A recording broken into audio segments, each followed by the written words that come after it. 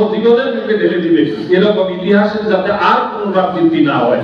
আমরা দেখতে পাচ্ছি এই স্বাধীন বাংলাদেশে এসে, নতুন বাংলাদেশে এসে আমরা সাংবাদিকতার স্বাধীনতা যেমন অবারিত হয়েছে, আমরা যা খুশি তা লিখতে পারছি, প্রচার করতে পারছি, যেমন তেমনি আমাদের দায়িত্বশীলতার জায়গা থেকেও আমরা অনেক সময় উদাসীন হয়ে যাচ্ছি মনে হচ্ছে।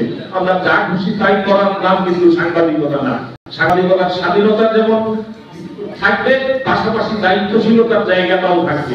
আমরা যদি নিজেরা দায়িত্বশীলতার পরিচয় না দিই, তাহলে আমরা আবারও এই সাংবাদিকতার স্বাধীনতা হারানোর একটি আশঙ্কা আমার মধ্যে জাগছে।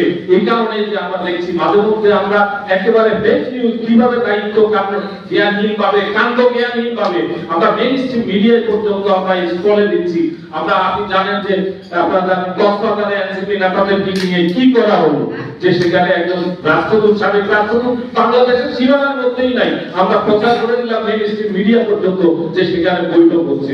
এ ধরনের উদাহরণ দিলে আরো প্রত্যেক মাসেই অন্তত 10-20টা উদাহরণ দেওয়া যাবে। গত কয়েকদিনের মধ্যে এই ধরনের অনেকগুলো অপপ্রচার, ফেক নিউজ আমরা দেখেছি। এই জায়গাগুলো আমরা কিন্তু দায়িত্ব এড়াতে পারবো না। একজন পেশাদার সংবাদকর্মী হিসাবে আমরা যে যেখানে আছি সেখান থেকে আমাদের স্বাধীনতা যেমন ভোগ করছি, একই সঙ্গে আমাদের এই কারণেই স্বাধীনতার মধ্যে থাকার কারণে আমাদের তো অনেক বেশি সতর্কতা এবং দরকার, যে আমরা যাতে এই স্বাধীনতার সুযোগে আমরা যাতে কোনো ভুয়া নিউজ, কোনো ফেক নিউজ যাতে আমাদের হাত দিয়ে না দেয়, তাহলে পরে এইগুলোকে পুঁজি করেই কিন্তু আবার স্বাধীনতা হরণের কিন্তু একটা প্রেক্ষাপট তৈরি হবে। সরকার সে ধরনের আইন, আবার নিপীড়নমূলক আইন করতে সরকার সুযোগ নেবে। যখন এগুলাকে উদাহরণ হিসেবে সামনে আসবে, তখন আমরা কিন্তু কিছুই করতে পারবো না। ডিজিটাল নিরাপত্তা আইনের কথা এসেছে, এই আইনটি বাতিল করানোর জন্য কি পরিমাণ সংগ্রাম গত 15 বছরে রাজপথে করেছি, এরকম টেবিলে করেছি, সেটা আমরা জানি, আমার সহকর্মীরা জানেন। সুতরাং আমাদের এই নতুন বাংলাদেশে আমাদের সাংবাদিকতার জন্য অনেক বেশি দায়িত্বশীলতার জায়গাটা আমাদেরকে রপ্ত করতে হবে, এবং আমাদের যোগ্যতার জায়গাটাতে আমরা এখন কবিতে সাংবাদিকতা। আজকে সকালেই দেখছিলাম যে একটি সিলেটের ডিসিপিওকে বলছে যে শোকজ করা হয়েছে, হেডিং করা হয়েছে, যে নিম্ন আদালতের কথা বলা হচ্ছে, সেই নিম্ন আদালতের ধরনের জেলা প্রশাসক শোকজ করার কোনো প্রশ্নই আসে।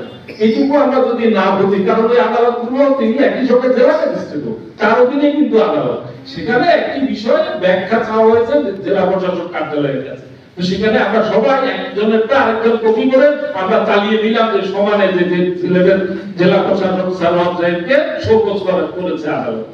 এই জায়গাগুলো আমাদের যদি আমাদের প্রত্যেককে পড়াশোনা করতে হবে। আমরা অনেক কম পড়ছি, আমরা সাংবাদিক বন্ধুরা, কিছু মনে করবে না, পড়াশোনা করতে হবে, জানতে হবে যে রিপোর্টটা করছি সেই রিপোর্টের যে মূল জায়গাটা আছে সেটা যদি আমার আত্মস্থ করতে না পারি, তাহলে আমাদের এই ভুলভাল একজনে করেছে, সেটা দেখা দেখি কপি করতে করতে সবাই এই ভুলটা করেছে, বড় বড় ক্রিয়াগুলো পর্যন্ত করেছে। সকালে এটা নিয়ে দেখলাম ফেসবুকে অনেক তর্ক বিতর্ক হচ্ছে।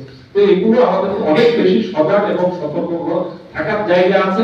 বেশিরভাগ আবার মাথা ছাড়া দিচ্ছে, তারা হুকি ঝুঁকি দিচ্ছে। আমরা দেখছি যে জমি হচ্ছে, কেন হচ্ছে? আমাদের বিভক্তির কারণে হচ্ছে।